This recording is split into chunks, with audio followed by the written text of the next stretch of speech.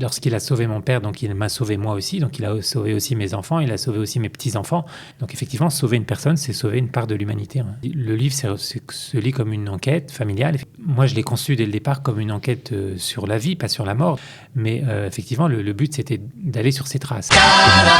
Pierre Lurçat, bonjour et bienvenue. Bonjour Cathy. Alors, ravi de t'accueillir cette fois pour un autre livre, un livre très personnel que tu as mis plus de 8 ans à écrire, qui s'appelle Victor Soskis et qui parle d'un membre de ta famille. Qui parle, oui, de... Cousin de ton père. Cousin de mon père, cousin par adoption, et qui était un personnage presque mythique dans ma famille, parce qu'il avait sauvé mon père de la noyade quand il était enfant. Et donc, j'en ai entendu parler toute mon enfance, et puis un jour, j'ai décidé de raconter son histoire. Voilà, alors c'est très rigolo parce que tu étais fasciné par ses photos. C'est un enfant blond, donc par sa blondeur, par ses traits. Ça t'a toujours accompagné et tu étais aussi fasciné par la période de la guerre, par les héros. Tu trouvais que la vie était bien plus fade dans les années 60-70 que la vie que nos prédécesseurs, enfin oui. Ceux qui nous ont conçus, ceux qui nous ont précédés ont vécu. Oui, c'est vrai, quand j'étais enfant, comme beaucoup d'autres, sans doute beaucoup d'autres enfants nés dans notre génération, je rêvais en voyant la grande évasion, et puis je me disais toujours pourquoi je ne suis pas né pendant cette période-là. Bon, comme genre de réflexion qu'on peut se faire quand on est adolescent, qu'on ne se rend pas compte de ce que c'est la guerre. Et donc, ce personnage, pour moi, c'était aussi un héros de mon adolescence. Alors, ce qui est très beau dans ce livre, c'est que d'abord, il est très personnel. Tu te mets à nu, mais avec beaucoup de pudeur. Et tu racontes, quand on te lit, à chaque moment, à chaque passage, on sent que c'est vraiment une écriture viscérale, que ça vient du fond de tes tripes.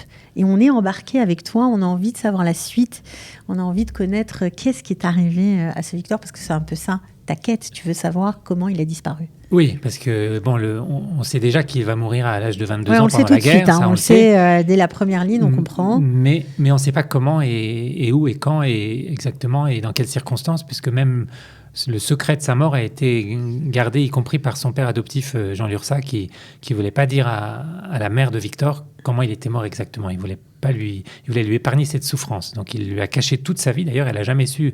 Elle est morte de chagrin quand même, mais elle est morte sans savoir exactement comment son fils était disparu. Voilà, et surtout, elle a porté un deuil permanent, quoi. Oui, un deuil un deuil de 10 ans dont elle ne s'est jamais remise. C'est très poignant parce qu'effectivement, c'était son fils unique et elle écrit des poèmes déchirants sur l'attente de ce fils pendant 2 années où elle a encore l'espoir qu'il est vivant et puis finalement, elle apprend qu'il n'est plus. Bon, alors on ne va pas dévoiler la fin du livre, on ne va pas dire comment, évidemment, vous arrivez à trouver comment il est mort finalement, à peu près. On ne va pas tout dire, mais ce qui est aussi touchant, c'est qu'il y a une galerie de personnages qui ont existé. Hein. On parle de Caroline Eliachev notamment, d'Aldo Naori. Alors il y a beaucoup ça tourne beaucoup autour des psychanalystes parce que c'était le milieu, voilà. Pour une raison précise, parce que sa fiancée est devenue psychanalyste. Tout à fait. Elle est devenue psychanalyste assez connue, Ginette Rimbaud, qui a travaillé justement sur le deuil. C'est pas un hasard. Et qui a travaillé aussi sur les enfants malades. Et donc, effectivement, elle a évolué dans un milieu de psychanalyse dont certains sont connus.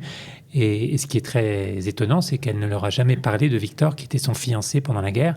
C'est un secret qu'elle-même, elle a gardé toute sa vie. Et d'ailleurs, on a appris en interrogeant Caroline Eliachev et Aldo Naori que son surnom était le Sphinx. Et bon, les gens qui la connaissaient l'appelaient le Sphinx. Et effectivement, elle était comme un Sphinx. Elle a gardé ce secret de Victor pendant toute sa vie. Et c'est un petit peu le thème du livre. Finalement, c'est les secrets qui nous habitent. Et je pense que le secret fait partie de notre vie. Et aujourd'hui, on vit dans une période où il faut tout dévoiler, il faut tout se dévoiler, il faut s'afficher, il faut que tout soit ouvert et public, ce qui est horrible, ce qui rend les gens très malheureux d'ailleurs.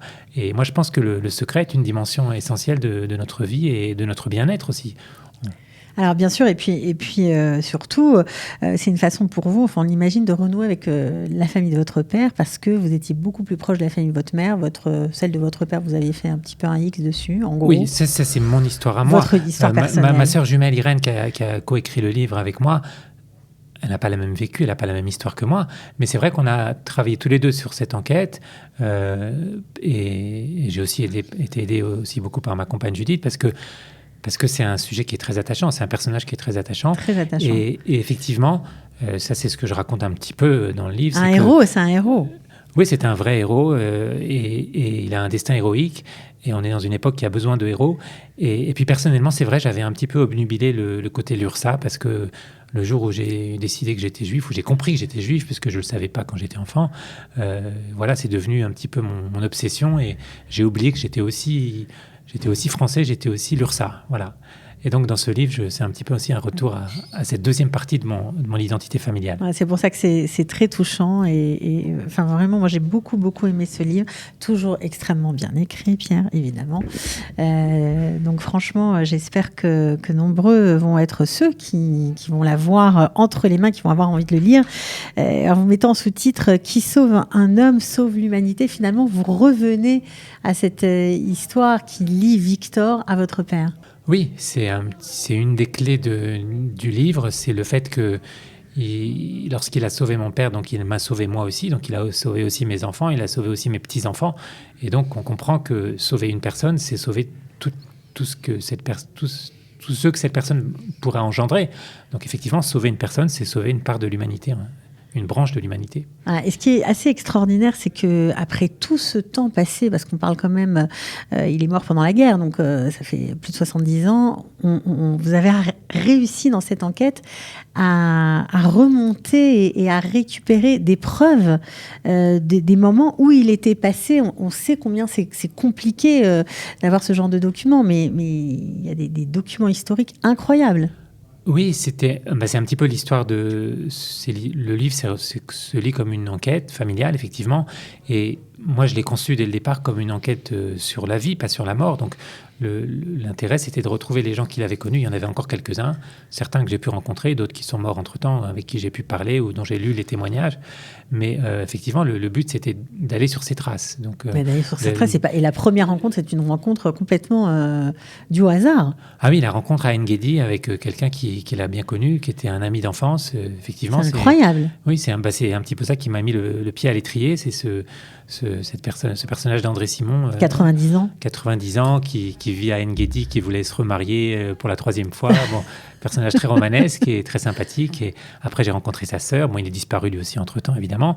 Mais lui a connu Victor. Lui a bien connu Victor et a bien connu aussi Jean Lursa. Donc, moi, je ne l'ai pas connu parce que je suis mort l'année de sa naissance. Je suis né l'année de sa mort, ouais, c'est plus juste. Voilà. Et finalement, mon grand-oncle, oui, bien sûr, qui autrefois était très connu, aujourd'hui un petit peu moins, mais que moi, j'ai grandi un petit peu aussi avec... Bon, je savais qui il était, je ne savais pas beaucoup de choses sur lui, j'en ai appris un petit peu en faisant ce livre, un petit peu quand même, sur sa personnalité, aussi sur son art aussi, sur la période de la guerre, sur la façon dont il a adopté donc le fils de sa deuxième femme, Rossane, Victor, et comment il l'a élevé comme son propre fils, puisque Jean Lursa n'a pas eu d'enfant, donc c'était vraiment son fils pour lui, et lorsque Victor est mort, pour lui c'était une tragédie comme pour la mère, comme pour Rossane. Comment vous vous sentez aujourd'hui d'avoir écrit ce livre finalement ? Je me sens très soulagé d'avoir pu terminer ce livre. J'aimerais bien sûr que des gens le lisent et que ce travail serve à quelque chose, mais en tout cas, personnellement, c'est une grande satisfaction d'avoir terminé, parce que c'est un livre que je pensais ne jamais terminer. J'ai failli renoncer plusieurs fois.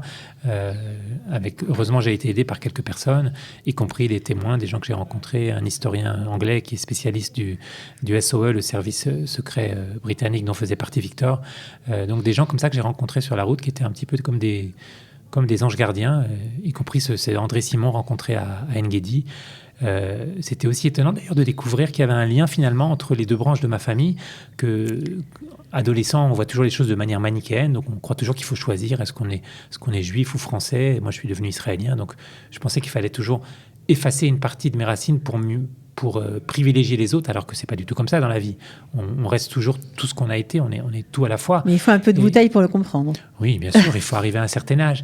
Et donc j'ai découvert qu'autour de Jean Lursa, il y avait aussi pas mal de juifs. Il était très philosémite, ça je le savais. J'avais rencontré d'ailleurs un élève de Jean Lursa qui vivait à Jérusalem, qui était aussi un peintre et un tapissier dont le nom m'échappe. Ouais, Jean Lursa, pour ceux qui ne le savent pas, était un très grand tapissier.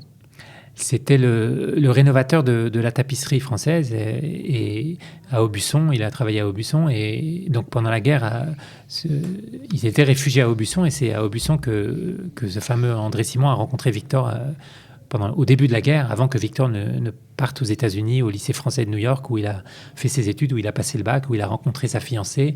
Et finalement, il a décidé à New York de s'engager dans l'armée. Et il est parti pour une mission de sabotage dont il n'est jamais revenu. Secrète dont il n'est jamais revenu. Voilà. Et puis toute l'enquête tourne autour de sa disparition. Vous cherchez des preuves, des témoignages, vous rencontrez énormément de gens. C'est vraiment très bien écrit. Encore une fois, je vous le répète, bravo pour le travail de mémoire. C'est magnifique. Et puis, vous humanisez, on va dire, encore la guerre. Voilà, parce que c'est vrai que quand on donne des chiffres comme ça, c'est comme pour la Shoah. À un moment, ça ne veut plus rien dire. Mais quand on raconte le destin d'un être humain qui s'est battu pour les autres et qui finalement a perdu sa vie, ça donne une autre valeur, une autre force. En tout cas, merci d'avoir été avec nous. Merci Cathy. Évidemment, on peut acheter le livre, c'est très important, puisqu'il est édité chez Books on Demand, donc c'est facile. On peut vous écrire un mail si on veut en savoir plus. Oui, bien sûr. On peut m'écrire sur le site de la maison d'édition que j'ai créée qui s'appelle Édition L'Éléphant. Le livre est en vente, on peut le trouver facilement sur Internet. Il sera au Salon du Livre qui aura lieu à Calita la semaine prochaine, je crois. Voilà. Et voilà. Bon, merci d'avoir été avec nous aujourd'hui. Merci à vous. À bientôt. Ciao. Sortez, respirez, c'est le Quality Time.